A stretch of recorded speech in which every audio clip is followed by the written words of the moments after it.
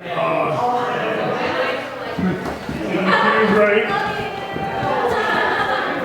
Then to get to the hotel, because we try to. Well, one of the interesting things about this play is it was made for a stage that either rotates or can truck back and forth, and so we can't do that. Right. You know, so we knew that when we were going to do this, I reimagined it as a unit set. And so a lot of the stuff, like some of the phone calls that you saw, and we had to write that in. We had to write in action for people who were supposedly off stage, you know. So, you know, I mean, there's a good portion of this that was us. Yeah. You know. Yeah. So, not just the author. I mean. So did you come up with the set design of this? Yeah. That's great. That's really impressive because it was unique. Times I design my own sets, sometimes I don't. That's the area to the lobby, but I don't want to go down there because you could break your neck. If you do it. But you know, I mean, I knew what the stage could do, and I knew that you know, we needed to do it as a unit set, and putting it in with 8 doors and an elevator door. To put it in this little space, believe me, backstage, especially behind the hotel, there's a lot of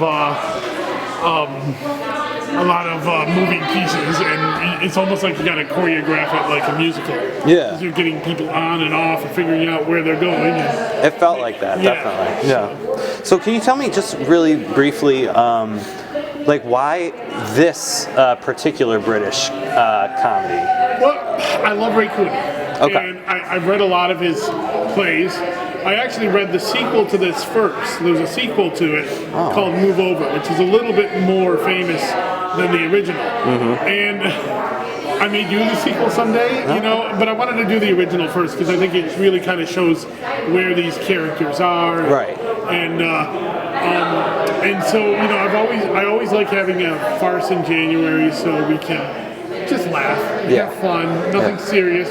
We'll do our serious stuff later on with Streetcar and Air at the Wind and stuff like that. But, you know, I'm a comedy guy, so there's nothing funnier to me than a bunch of door slamming, girls and guys in underwear and mistaken identities and a big lie that needs to be covered up with a whole bunch of little lies. I mean, I love it. That's just something I like. And I love directing it, and I love watching it when it's done.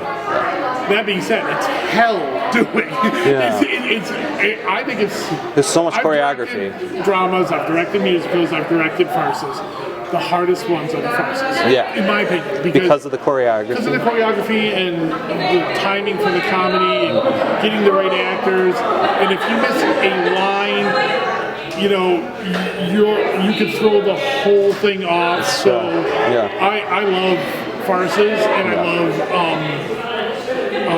you know, laughing, and you know, I do the improv troupe, Go To The Actors, that's my baby as well. So, you know, a lot of these people are people that were in that. Justin, the lead, who's George, he's in that, and Greg, the manager, he's in that.